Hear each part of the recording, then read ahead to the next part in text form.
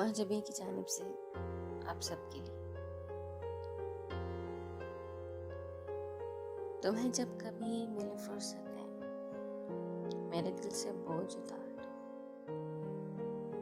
تمہیں جب کبھی ملے فرصتیں میرے دل سے بوجھ اتار دو۔ میں بہت دنوں سے اداس ہوں، مجھے کوئی شام اتار دو۔ مجھے اپنے روپ کی دھوپ دو کہ چمک سکے میرے خواب، مجھے اپنے رنگ میں رنگ دو، میرا سارا زنگ اتار دو۔ کسی اور کو میرے حال سے نہ غرض ہے کوئی نہ واسطہ،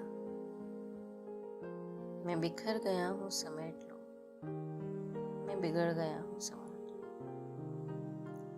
میری وحشتوں کو بڑھا دیا ہے جدائیوں کے عذاب نے، میری وحشتوں کو بڑھا دیا ہے جدائیوں کے عذاب نے۔ میرے دل پہ ہاتھ رکھو ذرا، میری دھڑکنوں کو قرار دو۔ تمہیں یہ صبح کیسی لگی؟ کہو میرے خواہشوں کے تیار کی،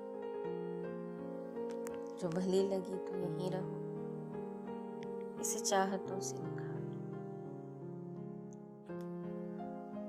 وہاں گھر میں کون ہے منتظر کہ فکر ہو دیر سویر کی؟